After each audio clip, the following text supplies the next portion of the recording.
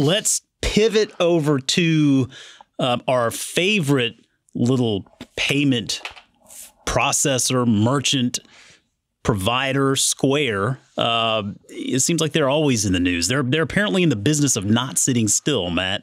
Last week, the company just released another product to their merchants.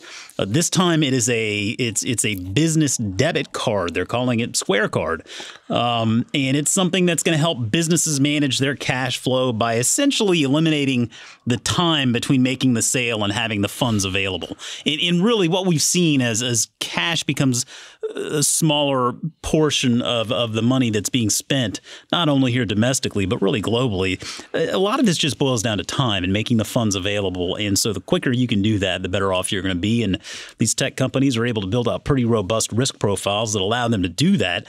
I thought that it was pretty interesting. This partnership is actually with MasterCard, where you look at Square Cash, and that's with Visa, right? Yes, correct. So what do you think about this debit card? Well, the Square strategy generally seems to be to build their ecosystem as strongly as possible, which is a great business model. It worked really well for Apple. Yeah.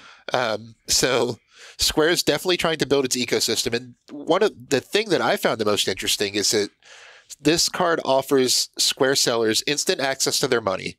So somebody, if say like a coffee shop uses Square to accept payments, somebody swipes for a $5 cup of coffee, that $5 is instantly available to the seller through this debit card. If they want to either spend the money anywhere MasterCard's accepted or access it through an ATM, that's instantly available, which is a big deal.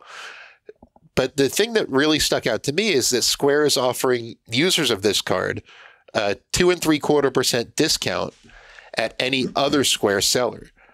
So they're incentivizing their own merchants to use other Square sellers to kind of, keep the money in the family. Sure. And that's really a unique way to strengthen the ecosystem. And I think unique is really my key word when it comes to Square, because they're really, like you said, they're in the news seemingly almost every week with some new product, new offering, whatever. And all of the things they're using to strengthen their ecosystem are really unique, meaning that no one else is really doing this. Yep. I don't think the PayPal credit card gives you a discount for using another seller that accepts PayPal. Just to name one example.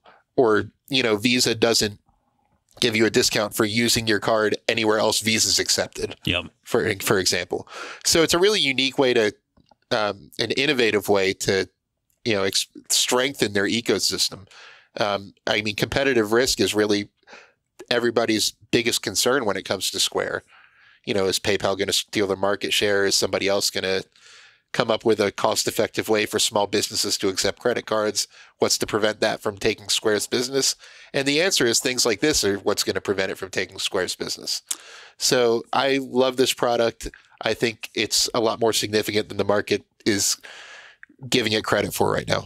Yeah, a lot of value in the network. And I think that's what we continue to talk about with Square, is that they've built out a very robust network, and they continue to solicit from their merchant partners what do their merchant partners want the most. They're asking their customers what they want.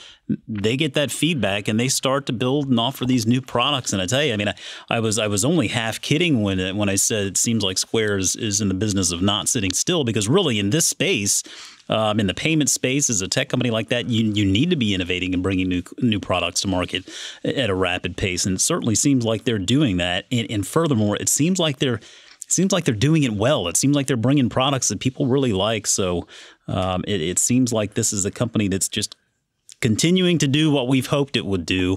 And I suspect that shareholders like us and our listeners feel pretty good about the fact that we all own shares today.